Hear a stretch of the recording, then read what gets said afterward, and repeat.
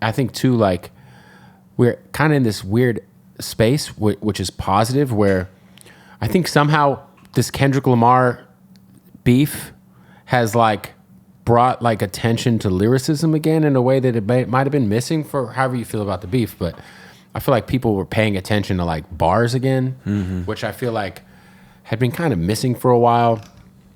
And then you got a girl like Doechii who wins Best Rap Album. Her album was incredible.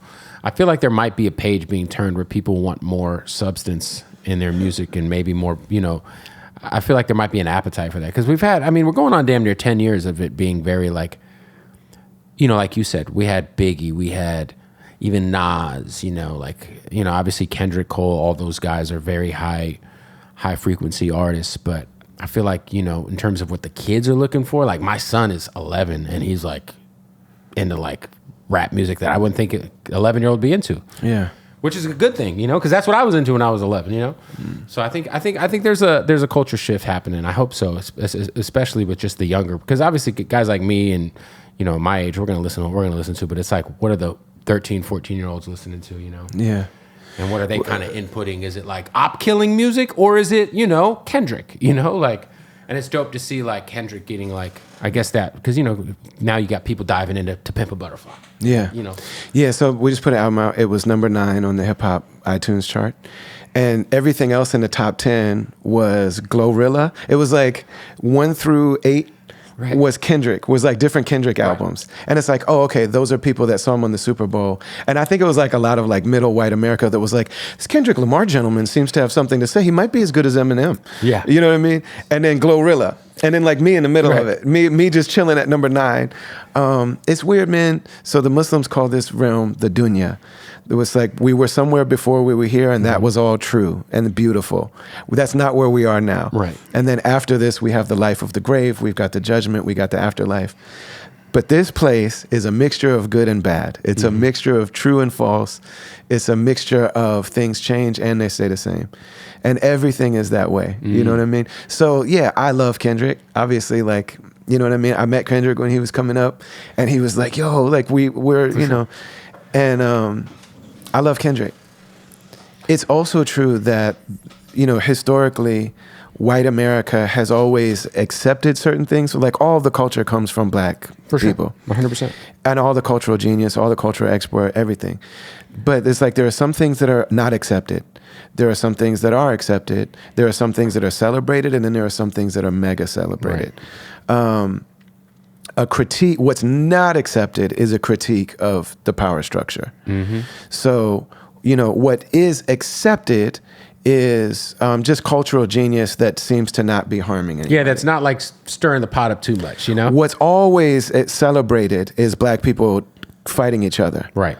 Especially great black people destroying each other. So that's not Kendrick's fault. You know what I mean? And that's not, and if people who aren't black is like, there are certain conversations, it's like, I don't have an opinion about that. Right.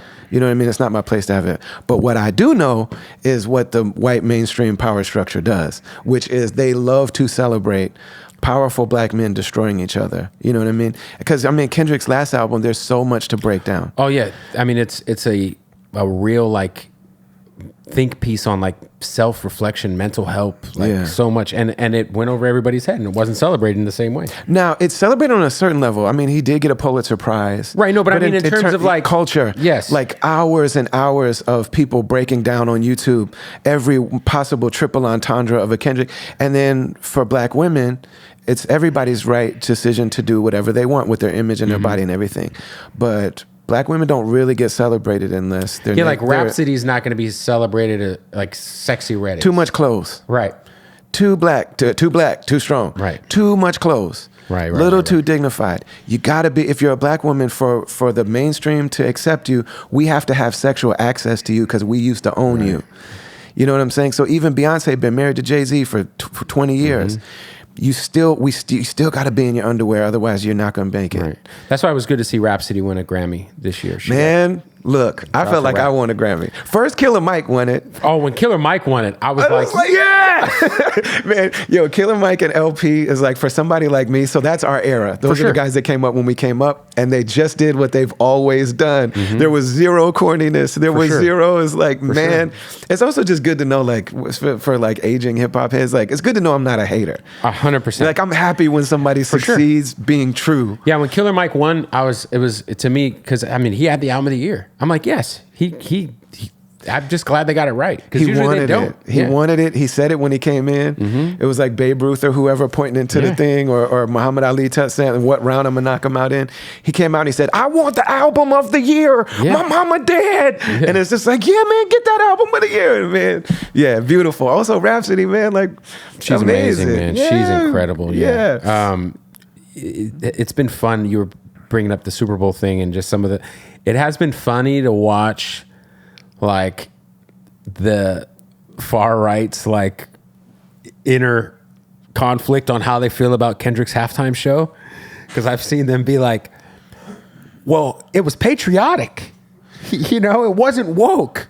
And then the other part were like, yo, there wasn't any white people. It was just so funny. If you look at the Twitter like back and forth, it's so funny. Like they don't know what to think of the halftime show. And to me, that's what's so brilliant about like, however that halftime show played out was like, no one's too sure on like, some people think they got to figure it out, right?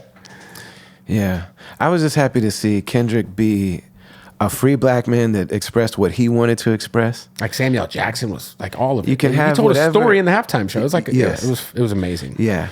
And then also that it was real art. Yes, it was like, art. That was art. Like, you know what I mean? There's no denying the fact that, you know, I've got my own opinion. We all have opinions, but I'm saying like, man, that was him saying what he wanted to say, making the statement he wanted to make. He made it in a grand way that was fitting for that stage, but it was art. Art, man. Like, yeah. So those are all amazing things. And that's why I say like the dunya is always good and bad. The more things change, the more they stay the same, you know? So